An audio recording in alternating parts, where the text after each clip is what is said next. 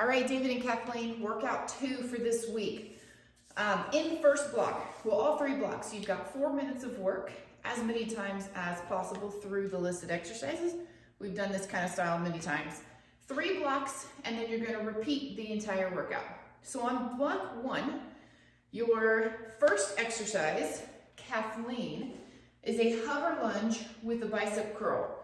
So this guy, remember when we set up for our hover lunges, we start from the ground, dumbbells in hand. We're gonna come up into the hover, and then you're counting your curls. So you've got 8 curls right there. Then you'll switch legs, starting from the bottom. Exercise 2 is gonna go overhead from that hover. David, you're gonna do the same thing, but you're gonna start from the top. Obviously, the range of motion is the problem right now. So starting from the top, you're gonna drop to wherever you feel like is a good place to be right now. You're gonna take your curls from right there on the first exercise. When you switch legs, you're gonna take your overhead press on the other side.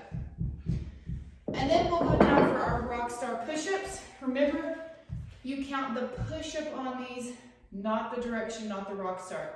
So 8 total push-ups. David, I know that you have had a lot of improvement through the groin, so I want you to try these.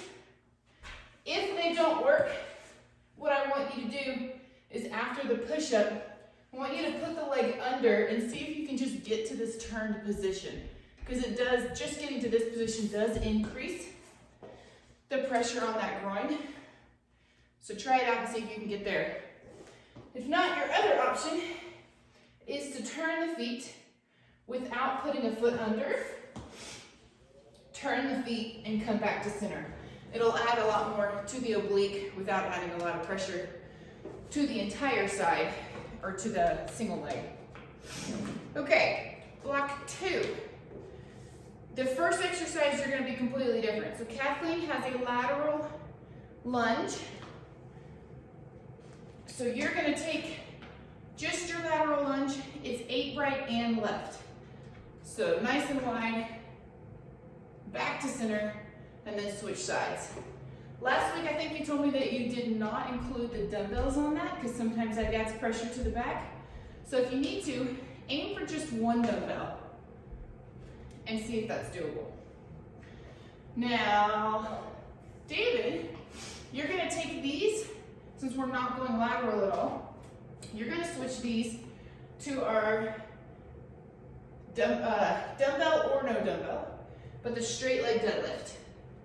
All right, I would suggest you stick all 8 on one side, so nice and strong, stand it up nice and tall, 8 in a row, and then switch legs. We used the dumbbells on those for workout 1 of this week. So if that ended up all feeling good, then take the dumbbells on it again. Exercise 2 are alternating V-ups from flat. You guys know and are doing great on. Exercise 3 are the burpees with the push-up.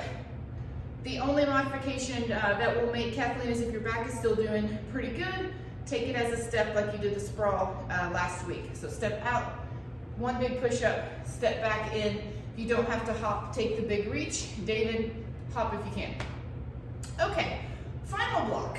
3 exercises. Jumping jacks are first, so Kathleen, just modify it with a quick step and nice big arms, keeping that heart rate up. David, you can hop it. Jab cross, exercise 2. On our jab cross, make sure left and right equal 1. So you have 32 total, or 16 on each side. Make sure the hips are pivoting. Hips have to turn for every punch. If they're not rotating, then you're only using your shoulders. We want to include the core, include the hips, and move. Soften your knees, move those feet, pivot the heels.